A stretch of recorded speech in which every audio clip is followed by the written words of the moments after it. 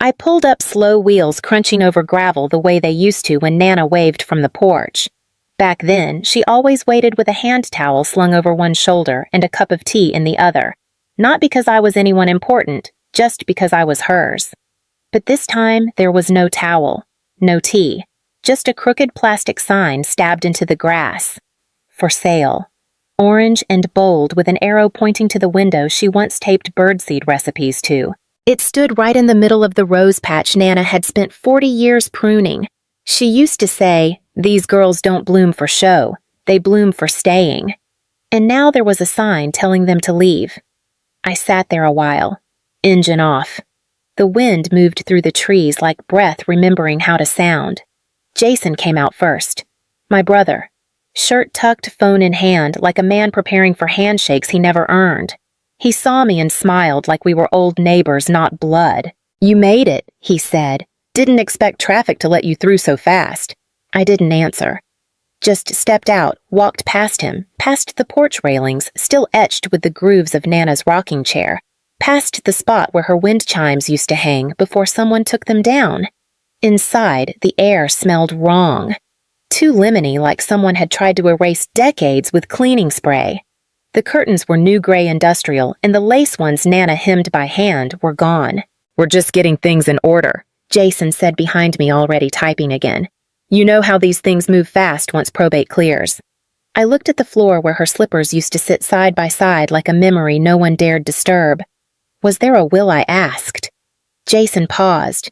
It got messy. He said it like someone talking about rain delays. Mom found some old draft but nothing signed, and without that, well, the deeds and joint names. You know how she was never liked formalities. But that wasn't true. Nana kept every receipt in labeled folders. She wrote cards for birthdays no one else remembered. She kept her Bible wrapped in linen and her list of emergency contacts in 3 copies, one in the drawer, one in the freezer, and one in her coat pocket. She liked order. And she told me 2 years ago, "Elin, if anything happens, the room in back is yours. Not for money, for memory. That room. The one with the skein baskets and the window facing the west light." I walked toward it, heart thick. But the door was open now, the shelves bare. The yarn was gone. In its place stood a rolled yoga mat and a stack of fitness magazines. Jason's wife appeared in the hallway, sipping a green drink. "Oh, you're here," she said cheerfully. "This room gets such great morning light, I just love it." And I realized right there the house wasn't just being sold, it was already being forgotten. We had dinner that night at the round oak table Nana never let anyone put hot dishes on without a trivet. There were no trivets now, just silicone mats and store-bought pie in a glass dish too clean to belong in this kitchen. Mom sat where Nana used to like the throne had passed without question. Her blouse was starched, her lipstick too red. Jason talked about roof estimates and staging photos. His wife, Mandy, nodded along and offered to make the place more neutral. No one asked what I thought. I waited until the clatter of forks slowed. Then I said it plain and quiet. Nana told me the room in back was mine. The air paused for just a second. Then Mom reached for her water glass. "She said a lot of things near the end," she replied. "You know how confused she got?" I looked at her. Nana was sharp until the last week. Even then, she knew the full name of my 3rd grade teacher and which drawer she kept the strawberry jam in the old kind with seeds. Confused wasn't the word. "She was clear with me," I said. "She said she'd written it down." Jason sighed, pushed his plate away like my words had spoiled the taste. "We looked," he said. "All we found was an old notebook with half a grocery list. No signatures. Nothing legal." Mom added, "And even if she meant to, she never finalized it. The house passed to me automatically joint tenancy. There's really no need to dig through memories just to fight over real estate. I wasn't fighting. I wasn't even raising my voice. But the room acted like I had flipped the table." Mandy folded her napkin carefully. "I get it," she said gently. "You're attached. But maybe try not to take it all so personally. Personally. They were painting over the walls where Nana wrote our heights in pencil. They boxed up her thread collection like it was clutter. They were erasing her and asking me to be polite about it. "It's not about the house," I said finally. "It's about what she trusted me with." Mom's mouth tightened. She looked down at her plate and said without looking up, "Sometimes people say things to comfort themselves. That doesn't mean we have to rearrange the law for it." Jason stood up. "This is getting emotional. We've got real logistics to handle. Closing paperwork buyers coming Monday." I sat still. My palms rested flat on my lap. Mandy smiled again, softer this time. "I know it's hard, Elin, but maybe try to think of it as making space. Letting go of the past. That's what healing looks like." But I wasn't the one bulldozing rooms. I spent the night in the guest room, if you could call it that. The twin bed creaked and the lamp still had a Christmas bulb in it. At some point, I got up and walked barefoot down the hall. I stopped at the door to the yarn room. Not my room. Not anymore. The moonlight caught something on the shelf, a forgotten coaster embroidered with the letter E. My name. My stitch. She made it when I was 12 after I won a spelling bee and cried because no one came. I held the coaster like it was a relic. And then I sat down on the floor right there in that gutted room and cried the kind of tears that come not from loss, but from being told again and again that nothing you remember matters. The next morning I woke early, not from rest, but from the kind of sleep that hovers. The kind where your body's still but your mind is pacing the hallway just outside your ribs. The house was quiet, too quiet, not the kind of silence that holds comfort. The kind that feels like someone packed all the breath out of it. I slipped out while the others were still asleep. Mandy's neon yoga mat was curled beside the couch like it belonged there. Jason's laptop hummed in the corner, left open to a spreadsheet of market comparables. But I didn't care about square footage. I walked to the back of the house, not to the room that used to be mine, but beyond it. Past the kitchen where Nana used to hum along to Patsy Cline. Out the old screen door that creaked like it still remembered how to complain. The shed stood at the far edge of the yard, near the back fence line. A squat, lopsided structure with peeling blue paint and one shutter missing. Most folks thought she used it for old rakes and paint cans, but I knew better. That's where she kept her quiet and her real things. The lock was rusted, but the trick was to lift it up, not twist. She taught me that. Inside, it smelled like cedar and mothballs. Dust floated in a beam of light cutting through the cracked slats. Everything was as I remembered, only smaller somehow. Or maybe I was bigger now. I moved to the back corner where the old sewing cabinet sat under a moth-eaten quilt. The cabinet had a false drawer. We found it once when I was 14. She told me, some things don't belong in filing cabinets. They belong in stories. I slid my fingers along the bottom edge, and there it was, the latch. The drawer popped open with a soft groan, like it hadn't been called upon in years. Inside was a small wooden box, smooth, hand-carved with a single 5-petal flower etched on top.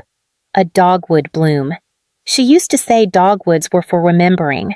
No key. Just a leather strap holding it closed. I sat on the edge of the cabinet and opened it slowly. Inside, a folded letter tied in twine. A USB drive tucked inside a button tin, and a small hand-drawn map on the back of a knitting pattern. The letter was addressed in her handwriting to Elin. If they tell you there's nothing left, start here. I held it to my chest for a minute, unsure whether I was about to cry or pray. The only thing I knew for sure was this. Nana didn't trust the house to hold me, so she hid the truth in the only place no one else would look, where love had always been quiet, tucked away, and waiting. The map was simple, just a rough sketch drawn in blue pen on the back of a 1990s knitting guide. It showed the house, the garden beds, the edge of the lot, and beyond that, something labeled only as West Parcel Surveyed 16. I stared at it, tracing my finger along the faint ink lines like I was reading Braille from memory. The back fence. I hadn't thought about it in years. Nana always kept that gate locked, said the slope beyond was too steep, too wild. But now I wondered if she meant too sacred. I followed the map. The grass along the side yard was overgrown. My jeans caught on a dry thistle, the kind she used to pluck before I even noticed. Past the compost bin and the bent rain barrel, I found it the narrow gate half buried in vines, its latch tied shut with a shoelace. I hesitated, then pulled. It opened with a wheeze that felt like a held breath finally released. Beyond the gate, the yard didn't feel like yard anymore. The grass was higher, the soil more stubborn. and yet somehow it felt more like her than any other part of the house. There was a stone bench near the tree line, still there, still steady, still stained with the faint outline of her teacup. I sat, took the letter from the box and unfolded it with careful fingers. Elin, if you're reading this, then the front part of the house is no longer ours. They'll say I never signed. They'll say it passed by default. But this... She must have pressed her pen hard because the ink had bled through the page. This land does not belong to them. I filed the parcel transfer in 2016. Ramesh helped me. It's in your name. It's yours. Not to fight over. To protect. I read it again and again. Then I looked out across the land. It wasn't much, maybe a third of an acre, but it held more than the rest of the property combined. The tree she planted when I was born stood near the slope, still leaning, still growing. She always said it never bent the same after the storm in '99. Neither did I. That night I drove into town. The law office was on Main, tucked between the diner and the used bookshop. The sign on the door still read, Ramesh Patel Esq. I didn't have an appointment. But when he saw the envelope in my hand, his face softened. Rosie's granddaughter, he said quietly. Come in. We sat in his office surrounded by dusty files and framed diplomas. I showed him the letter, the map, the parcel number. He pulled a thin manila folder from his cabinet, flipped it open, and turned it toward me. My name, filed, notarized, and dated 7 years ago. He looked at me and said like it was fact, that piece of land isn't part of the joint estate. It's yours. Legally. Without question. And for the first time since I came home, I exhaled without apology. The house looked different when I returned. Maybe it was the late afternoon light slanting across the porch, or maybe it was just me seeing it not as a home anymore, but as a stage someone else was rehearsing on. Jason's truck was in the driveway, the back loaded with paint cans, a ladder, and 2 folding chairs. Staging furniture, probably. They were getting ready. For showings. For offers. For finality. I walked inside. Mandy was lighting a candle, lavender vanilla sharp and synthetic. She jumped a little when she saw me. Oh, Elin, I didn't hear you come in. I didn't reply. Just looked past her to the back hallway. The one that led to the yarn room. My room. The door was open. The walls had been painted a pale beige oatmeal maybe, or some other word meant to sound clean. The shelving was gone. The window now held sheer gray curtains, and a small potted succulent sat on the sill where the tin of buttons used to be. Mandy followed my gaze. It just felt better to simplify, she said. Less clutter. You know, I stepped into the room. It smelled like a hotel lobby. I stood in the center and turned once slowly. Then I walked out. Jason was on the phone in the dining room but hung up when I entered. What's going on? He asked. I need to talk to Mom, I said. She's not home, he said, frowning. What is this about? I opened my bag, pulled out the letter, the parcel file, the map. This, I said. The backlot. It was Nana's, and it's mine now. Jason flipped through the papers, eyebrows knitting. Where did you get these? From her, I said simply. She filed the transfer in 2016, with Ramesh. It's legal. Final.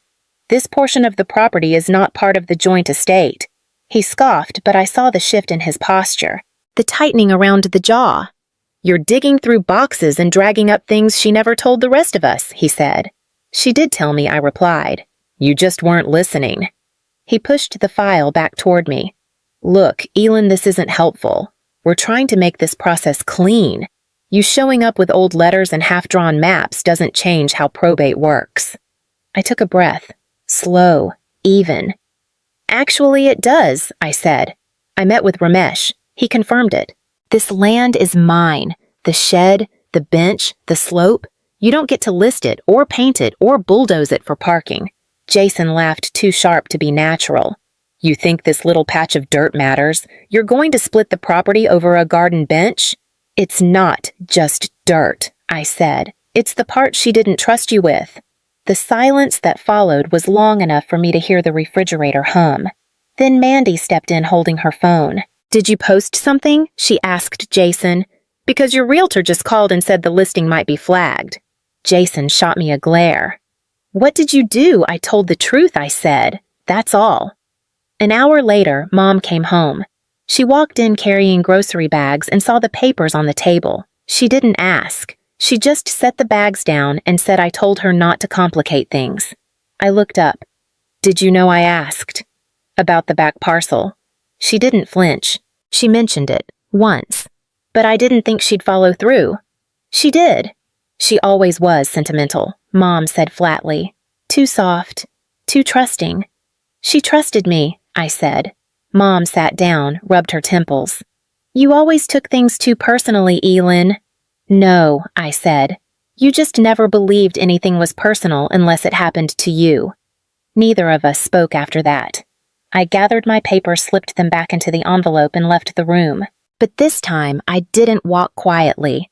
I let the floorboards creak. The next morning, I dressed quietly. The sky was gray, the kind of overcast that makes every sound feel louder than it should. I slipped the flash drive from the tin where Nana had hidden it, a button tin with a faded red cardinal on the lid. Funny how she always hid what mattered inside things no one else would value. By 9:00, I was back in the house. Jason and Mom were already in the dining room. The realtor was scheduled to arrive at 10. Papers were laid out. Coffee brewed. Mandy sat with a legal pad in her lap, pretending to be helpful. I took the old laptop from the shelf in the den, the one Nana never let anyone throw out even when the keys started sticking. I plugged in the drive. "Do you have a moment?" I asked. Calm, even. Jason looked up wary. "I want to show you something," I said. They didn't say no. The screen lit up, and then there she was. Nana, sitting in the yarn room, light slanting behind her through the west window.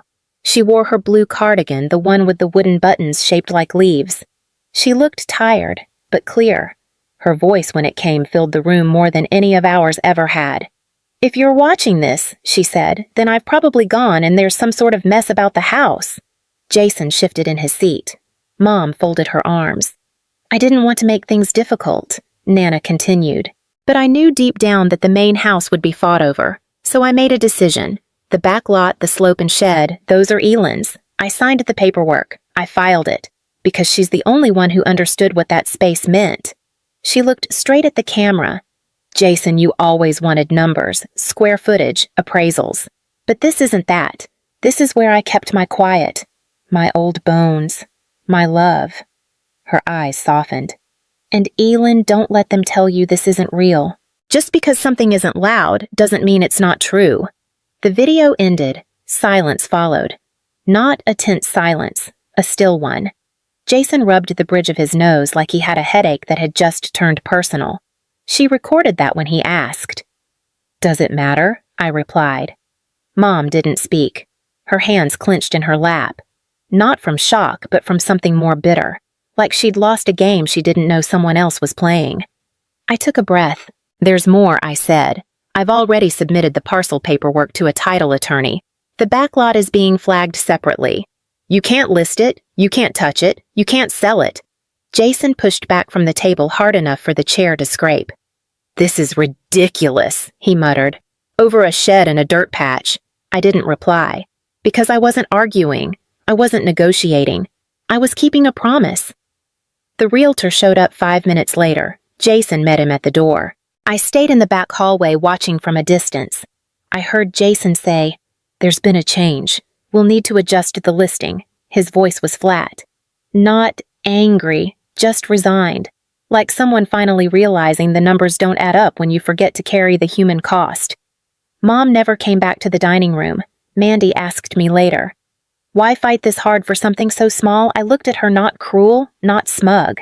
Just honest, because it's the only piece they didn't lie about. And that night, I walked out to the slope, sat on the stone bench, and let the silence settle around me, like a shawl woven by hands I still remembered. It took a few weeks for everything to settle, or at least quiet down. Jason moved forward with the sale of the main house. I didn't stop him. I didn't need to. The parcel Nana left me the back slope. The bench, the shed was never part of what they cared about. It held no market value, no flipped square footage, no commissions to chase, but it held her. I filed for a small repair grant from the historical district. I repainted the shutters on the shed, restored the quilting hooks to the walls, oiled the hinges on the old cabinet. I brought in a small space heater and a shelf of paperbacks the kind Nana used to keep in her bedroom, spines cracked and loved. I didn't move in. I didn't need to, but I came back. Some Saturdays I'd sit on the bench with tea in a cracked mug and let the light shift across the grass just like it used to on Nana's hands while she worked.